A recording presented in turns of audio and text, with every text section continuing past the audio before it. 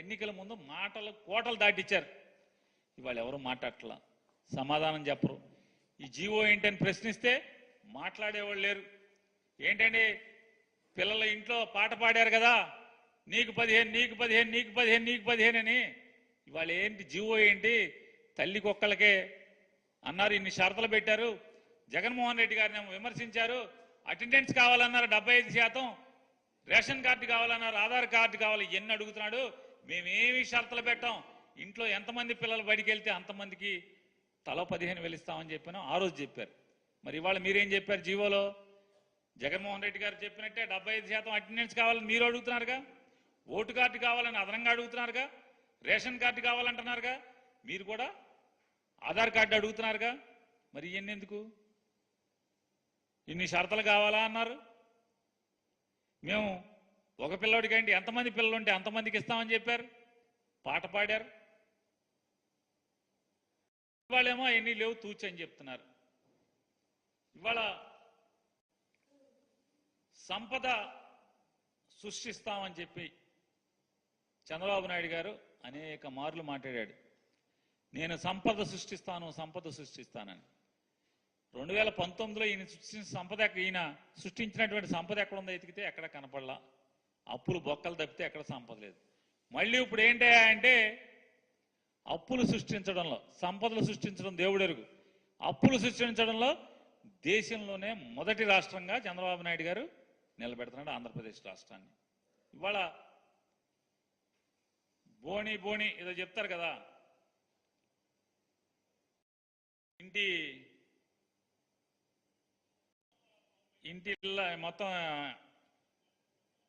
అన్నం పొలికంద మొత్తం అంతా చూడక్కర్లేదు, అన్నం ఉడికిందో లేదో మొత్తం చూడాలని. మొత్తం బోణి అసలు మామూలుగా అరికాళ్ళ పారాయణ ఆరలేదు, మొత్తం మొదలు అప్పులతోనే మొదలెట్టేశారు.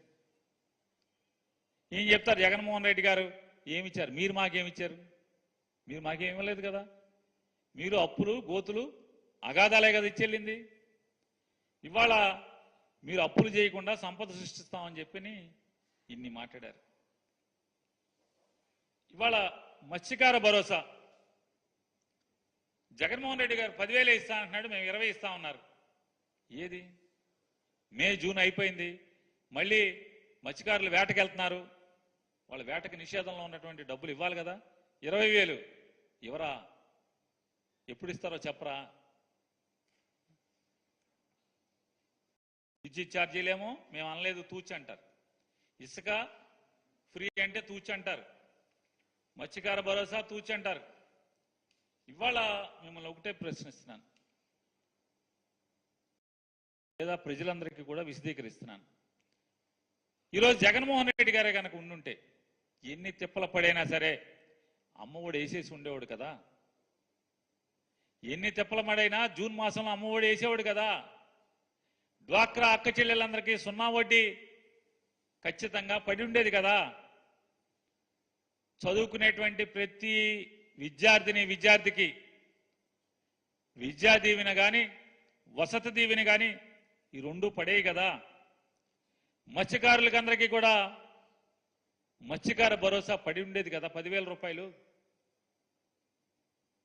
కానీ ఆకాశంలో మబ్బులు చూసి ఇంట్లో బిందులో నీళ్లను పారబోసుకున్న తొంతైంది వాళ్ళ ఆంధ్రప్రదేశ్ రాష్ట్రంలో ఉన్నటువంటి ప్రజలందరి పరిస్థితి. వీళ్ళ ముగ్గురు కలిసి అలవి కాని హామీలను ఇచ్చారు, అవన్నీ అయిపోతాయని చెప్పని. పవన్ కళ్యాణ్ ఇప్పిస్తాడని కొంతమంది, చంద్రబాబుకి ఇచ్చే బుద్ధి లేదు కానీ అబద్ధాలు ఆడతాడు కానీ మోసం చేస్తాడు కానీ పవన్ కళ్యాణ్ ఇప్పిస్తాడని వాళ్ళ పార్టీ వాళ్ళు. భారతీయ జనతా పార్టీ వాళ్ళేమో మామూలుగా అయితే ఇక్కడ ఏమీ లేవు కానీ ఢిల్లీ నుంచి డబ్బులు తెస్తాం మేమని చెప్పని భారతీయ జనతా పార్టీ వాళ్ళు. మీరు ముగ్గురు కలిసి ఈ ఆంధ్ర రాష్ట్ర ప్రజలకి ఇవాళ మోసం చేయటంలో ముందున్నమాట వాస్తవమా కాదా అనేది మీకు చెప్తూ, ఇవాళ తెలుగుదేశం పార్టీ లేదా కూటమిలో ఉన్నటువంటి మొత్తం కూడా ఈ ప్రజలకు మీరు సమాధానం చెప్పాల్సిన అవసరం ఉంది. మీరు మోసానికి, మీరు చేసిన పాపాలకి ఖచ్చితంగా మీరు ప్రజలకి సమాధానం చెప్పాల్సినటువంటి అవసరం ఉంది. కానీ ఒక్కళ్ళు కూడా ప్రశ్నించాల్సినటువంటి లేదా ప్రశ్నించేటువంటి వైఎస్ఆర్ కాంగ్రెస్ పార్టీ బాధ్యతగా మీరు చేస్తున్న మోసాలని ప్రశ్నిస్తుంటే ఒక్కడు కూడా సమానం చెప్పే పరిస్థితి లేదు. కూటమిలో ఎవరు కూడా ఒక్కళ్ళు కరెంటు ఛార్జీలు ట్రూ అప్ ఛార్జీలు మీరు తీసేస్తా ఉన్నారు కదా, ఎందుకు వాళ్ళు ట్రూ అప్ ఛార్జీలు